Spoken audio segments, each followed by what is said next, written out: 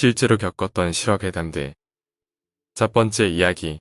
친구가 물에 빠져 죽어서 무당이 구슬해서 혼을 건져냈다. 신우가 친구들과 강원도 바다로 놀러가기로 약속을 하고 준비하던 중 나이차가 좀 나서 아직 어리던 신랑에게 나 가지고 노는 튜브 좀 빌려달라고 했대요. 침대같이 평평하고 길쭉한 튜브였는데 엄마를 졸라 산 지 며칠 되지도 않아 깨시도 못한 튜브를 빌려달라니 어린 신랑은 싫다고 울고불고 난리도 아니었다네요. 꼬셔도 안 되고 맛있는 걸 사줘도 안 되고 돈도 싫다 하니 방법이 없어. 잘 때 몰래 훔쳐서 새벽같이 출발했대요. 신우랑 가장 친한 여자친구 A와 여자친구 B 그리고 남자친구 둘까지 해서 5시 동해로 놀러가서 술 좋아하는 그들끼리 신나게 먹고 마시고 놀았다네요. 그날 노래방에 가서 노래를 부르는데 신나게 놀던 A가 갑자기 반주도 없이 마이크를 잡고 이제 가면 언제 오나 하면서 장례 치르는 노래를 부르더라네요. 다들 얼큰하게 술 취해 있는데 그 노래를 들은 신우가 갑자기 짜증이 확 밀려와서 너는 왜 그딴 노래를 부르냐 재수없게 나면서 쏘아붙였다네요. A는 뭐 어떠냐며 뒷부분은 모르는지 흥얼거리다 끝났고 그날은 그냥 그렇게 술 먹다 민박집 가서 자고 다음날 바다로 나갔다네요.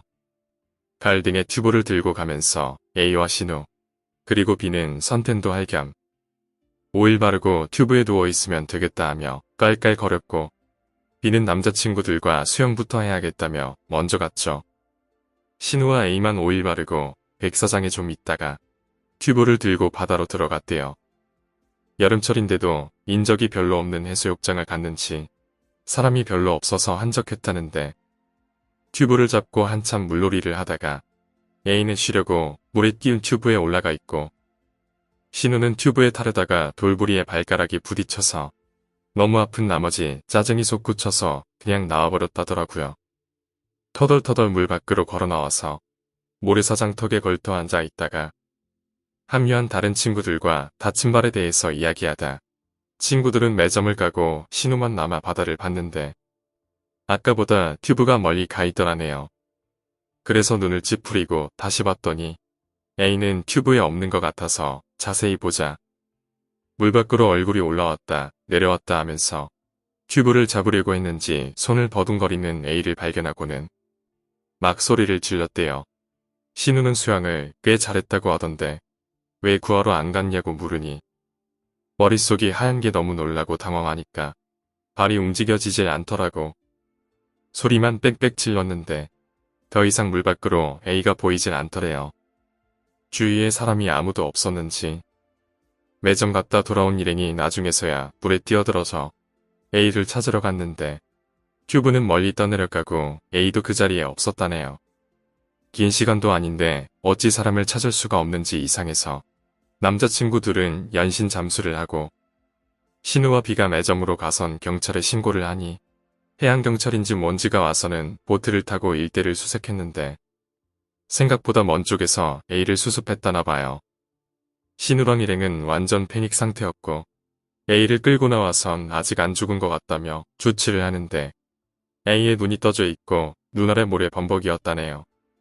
펑펑 울면서 어찌할 바를 모르는데 누군가 물통을 줘서 모래를 좀 씻겨주라고 했대요.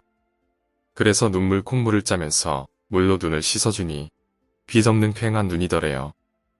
갑자기 마주친 그 눈이 너무 무서웠다네요. 구급차가 오고 A를 병원으로 옮기는데 가는 도중에 심정지가 온 건지 아니면 원래 심정지가 됐던 건지 사망했다고 하더래요. 신우만 그 구급차를 같이 타고 가는 도중이었는데 아직도 떠져 있는 그 눈이 너무 괴롭고 무서워서 눈꺼풀을 쓸어줬는데 눈이 안 감기더라네요. 동생이 가져가지 말라고 했던 튜브를 안 가져왔으면 이런 일도 없었을 텐데 내가 돌부리에 걸리지만 않았어도 그냥 놓고 오지만 않았어도 빨리 구하러 들어갔어도 하는 온갖 착잡한 마음으로 병원에 도착해서 A의 집에 전화를 해 상황을 알렸고 나중에 도착한 부모님은 난데없는 날벼락에 난리가 난 거죠. A의 아버지가 눈을 왜 이리 뜨고 있냐며 좋은데 가라고 눈을 쓸어주니 눈이 감겼대요. 그 모습을 보니 무서워했던 자기가 너무 미안하고 이런저런 감정에 오열을 했는데 그렇게 얼마가 지나서 상을 치르고 집에 틀어박혀서 밥도 안 먹고 나오지도 않아. 부모님이 속이 까맣게 타 들어갈 때쯤 A의 부모님이 전화가 와서 같이 바다에 좀 가자고 하더래요. 그래서 나간 자리엔 무당도 대동하고 좀 어수선한 분위기였는데 부모님이 또 그런 쪽으로 맹신하시는 분이라 그랬는지 무당이 A의 혼이 바다에 그대로 있다면서 구슬해서 좋은 데로 보내주지 않으면 껍데기만 무덤에 있는 거라고 꼭 가서 구슬해야 하는데 친구들이 있어야 한다고 했었는지 같이 좀 가달라고 사정을 하더랍니다. 그래서 신우와 B를 대동해서 같이 갔는데 나름 상차림도 하고 해서 굿 준비를 하더래요. 다른 건 기억이 별로 안 나고 가장 소름 끼쳤던 일이 있었다면서 얘기해 준 것이 뚜껑 덮는 스뱅 밥그릇에 쌀을 더 담더니 끈으로 묶어 바다로 멀리 던져서 꺼내더라네요. 뚜껑을 열어 확인해 보니 그대로네 하면서 다시 던지길 반복하더니 나중엔 안 되겠는지 신우와 B가 같이 잡고 던지라고 하더래요. 그래서 하라는 대로 벌벌 떨면서 했는데 말도 안 되게 끌려 나온 밥그릇 안에는 아까까지만 해도 아무것도 없던 쌀 속에 긴 파마끼 있는 머리카락이 몇 가닥 들어있더래요. 죽은 A는 긴 파마머리였고요. 신우랑 B가 얼굴이 허옇게 질려서 주저앉으니까 그때서부터 구슬했대요. 굿이 다 끝나고 나서 무당이 너네는 이 바다에 올 생각 절대로 하지 말라고 신신당부하기에 오는 길에 의아한 생각이 들었죠.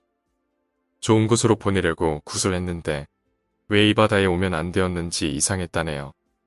그렇게 한동안 너무 힘들게 생활했는데 더 힘들었던 건 큰 신우가 눈을 자주 뜨고 자는데 잘 때마다 눈이 마주치면 큰 신우가 눈을 뜨고 있어서 죽은 A의 눈이 자꾸만 생각나서 미치는 줄 알았다고. 지금도 그래서 강원도 바다는 쳐다도 보기 싫다고 그러네요. 두 번째 이야기, 외할아버지의 제사. 몇 년 전 외할머니 댁에 갔을 때 외할아버지의 제사를 지냈었습니다. 제 사진에는 방식이 같은지는 모르겠습니다만 저희 외가 쪽은 소쿠리에 쌀을 가득 담아서 천으로 덮은 다음 제사상 밑에 놔두시더라고요. 이유를 물으니 돌아가신 분이 새가 되어서 왔다가 가신다고 들었습니다. 그때는 이전부터 해오던 제사 방식인가 보다 하고 그러려니 했었지요. 제사가 끝나고 쌀을 꺼냈는데 꺼내는 걸 계속 보고 있었습니다. 쌀 위에 새 발자국 모양이 선명하게 찍혔더군요. 그걸 보고 정말 기겁을 했던 기억이 있습니다. 상식적으로는 말이 안 되는 일이 실제 눈앞에 보이니까 더 소름 돋고 무서웠던 것 같아요. 오늘 이야기는 여기까지입니다. 오늘 이야기가 재미있으셨다면 구독과 좋아요, 댓글 부탁드립니다. 댓글은 저에게 큰 힘이 됩니다. 감사합니다.